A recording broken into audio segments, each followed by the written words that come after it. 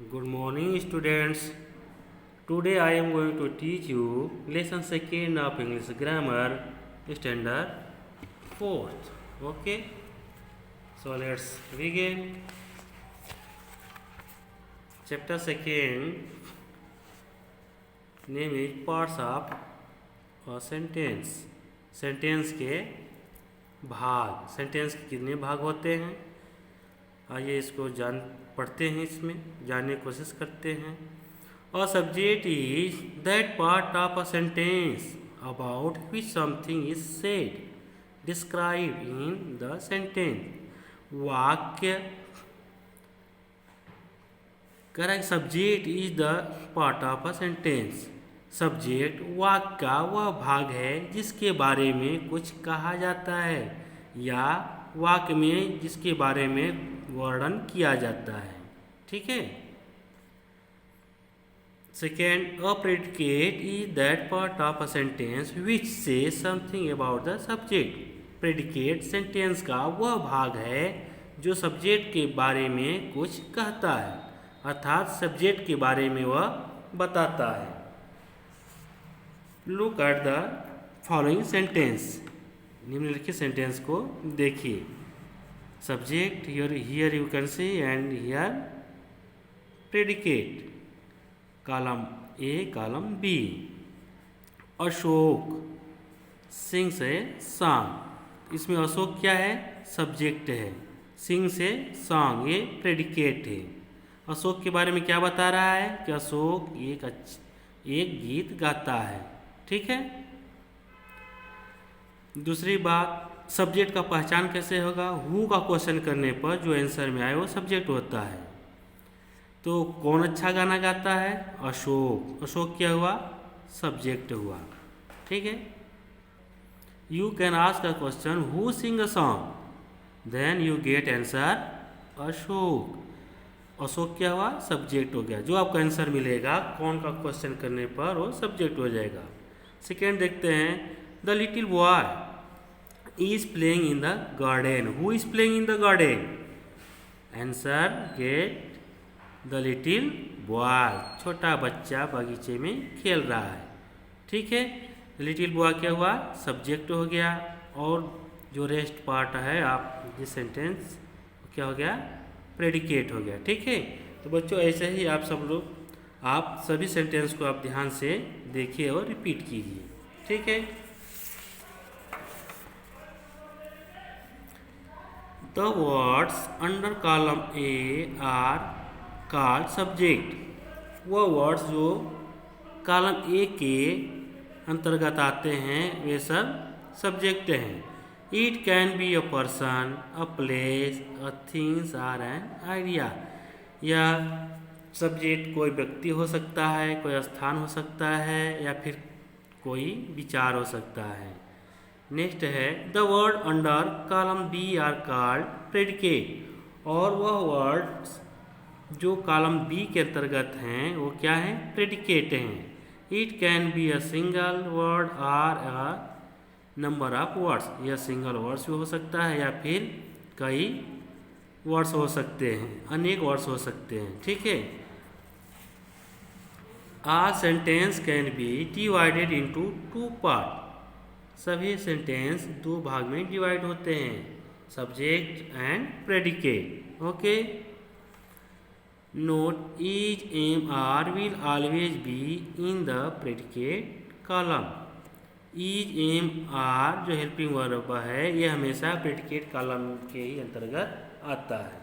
ठीक है। So let's understand by this sentence. ठीक है। The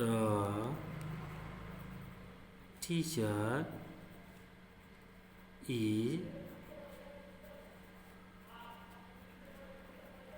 teaching. The teacher is teaching. Who is teaching, the teacher. The teacher क्या हो गया आपका, सब्जेक्ट हो गया। ठीक है। और जो rest part of this sentence है, जो बचा भाग है वो क्या है, प्रेडिकेट हो गया। ठीक है। ठीक। ये प्रेडिकेट हो गया। ठीक, नेक्स्ट देखते हैं एक्सरसाइज टाइम।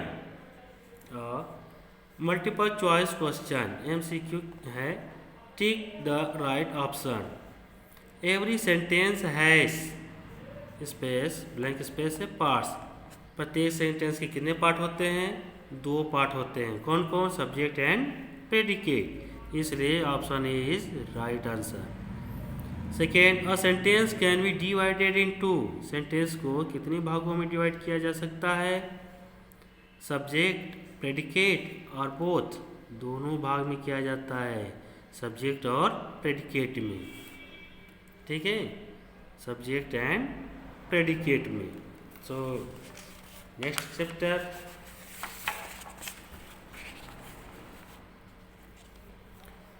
क्वेश्चन बी है divided each of the following sentence into subject and predicate. बच्चों अभी हम आपको ये हम समझाए थे, जो निम्नलिखित जो सेंटेंस को 2 भागों में डिवाइड करना है, सब्जेक्ट और प्रेडिकेट में।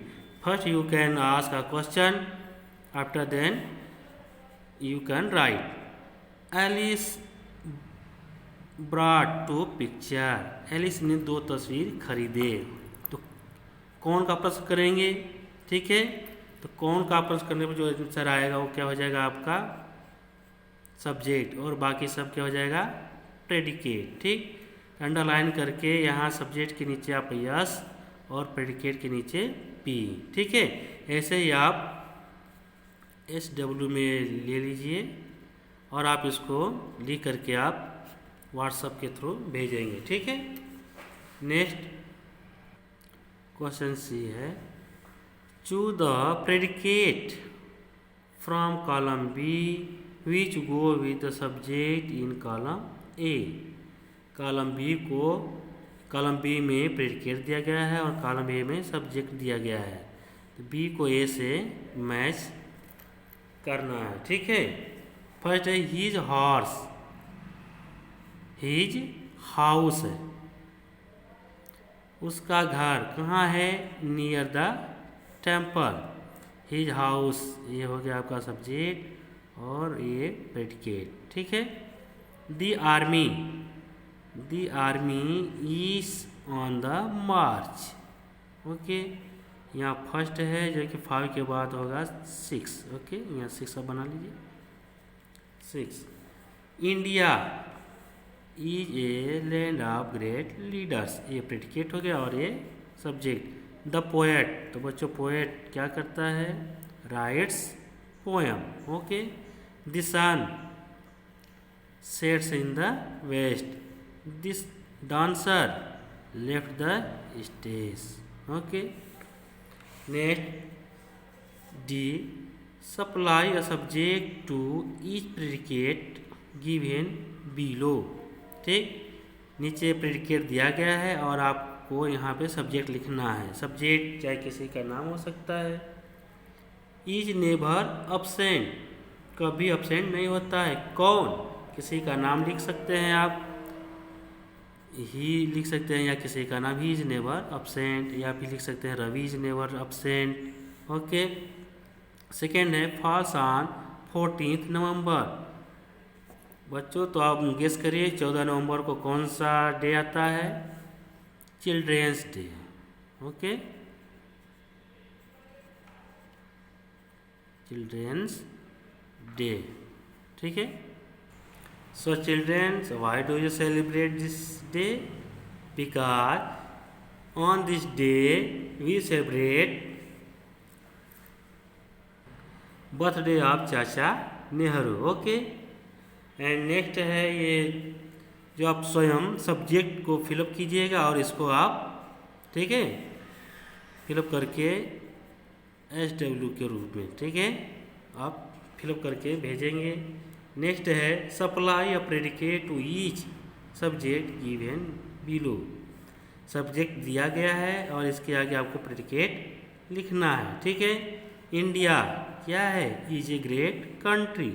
Our principal is a kind person. ठीक है, ऐसे ही आप इसको प्रेडिकेट जो है अपनी तरफ से गेस करके आप ठीक है, इसको फाइनल करके व्हाट्सएप में भेजेंगे। तो ठीक है स्टूडेंट्स, ओके, थैंक यू।